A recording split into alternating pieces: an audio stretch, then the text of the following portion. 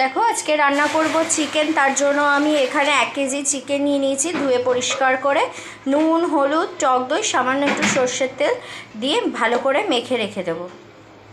মেখে নিচ্ছি।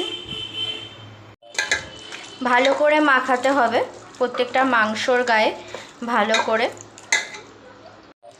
দেখো মাংসের জন্য আমি এখানে আলু নিয়ে নিয়েছি, ছোট ছোট ডুমু ডুমু করে আলু কেটে নিয়েছি।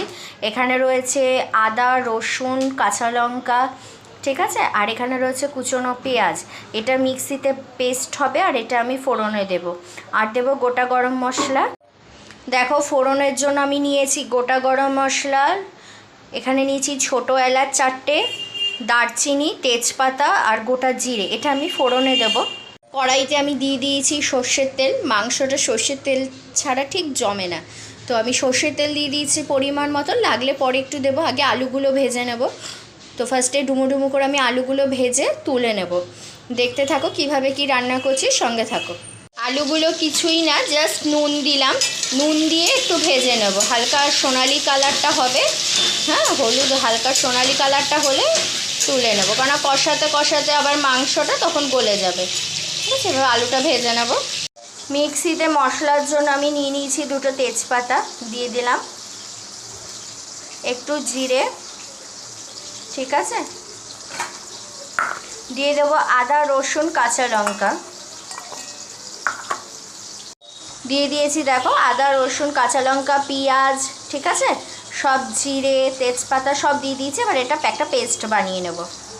দেখো আলুগুলো ভাজা হয়ে গেছে, এর থেকে বেশি ভাজবো না, গোল্ডেন কালারটা রয়েছে। এবার তুলে নেব আলুগুলো।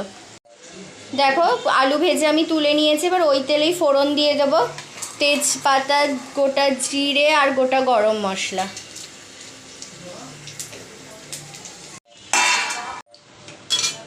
ফোড়নটা দিয়ে দিলাম। এবার দিয়ে একটু ভাজা ভাজা করে নিয়েছি। এবার দিয়ে দেবো পেঁয়াজ কুচনো।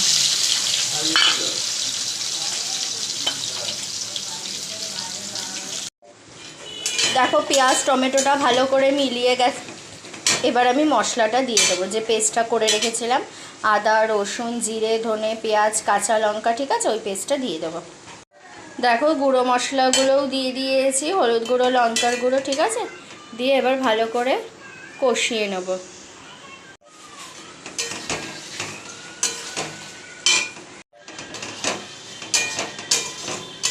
এবার শুধু কষানোর পালা।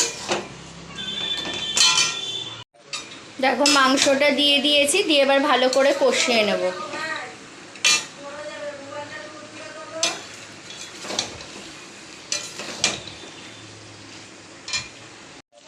দেখো মাংসটা দিয়ে তেল ছেড়ে এসছে, এরকম কষা কষাই রান্না হবে। দেখতে পাচ্ছ কালারটা কি সুন্দর এসছে, লাল লাল।